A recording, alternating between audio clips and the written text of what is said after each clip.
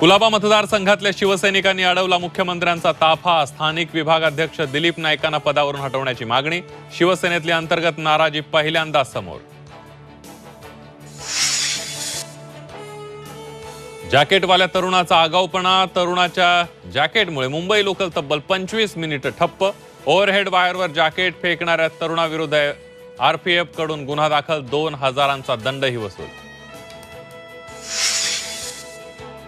Maratha OBC वादावर शरद पवार आणि मुख्यमंत्र्यांमध्ये 20 मिनिटं बंद दाराआड चर्चा। सूत्रांची माहिती। तर पवारांच्या भेटीनंतर मुख्यमंत्री फडणवीसांचीही घेणार भेट। मनोज जरांगेंची मागणी मुख्यमंत्र्यांकडून मान्य। अर्ज केल्यापासून 6 महिन्यांपर्यंत जात वैधता प्रमाणपत्र सादर करण्याची मुदत। मुख्यमंत्री एकनाथ शिंदेंच्या निर्णयानं लाखो मराठा विद्यार्थ्यांना मोठा लाभ मिळणार। अमित शहांचे शरद पवारांवर गंभीर आरोप। शरद पवारांवर टीका करण्याची चूक पुन्हा करू नका। विधानसभेतही भाजपला फटका बसू शकतो। अजित पवार गटाचे माजी आमदार विलास लांडेंचा भाजपवर लेटर बॉम्ब।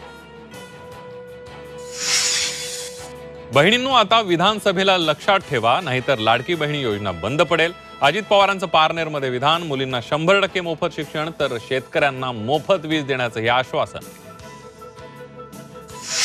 देशातील बेरोजगारीचा दर कमी होतोय तर महागाई नियंत्रणात। 2024 मध्ये आर्थिक वाढीचा दर 8.2% राहण्याचा अंदाज। अर्थमंत्री निर्मला सीतारामन यांच्याकडून आर्थिक पाहणी अहवाल सादर।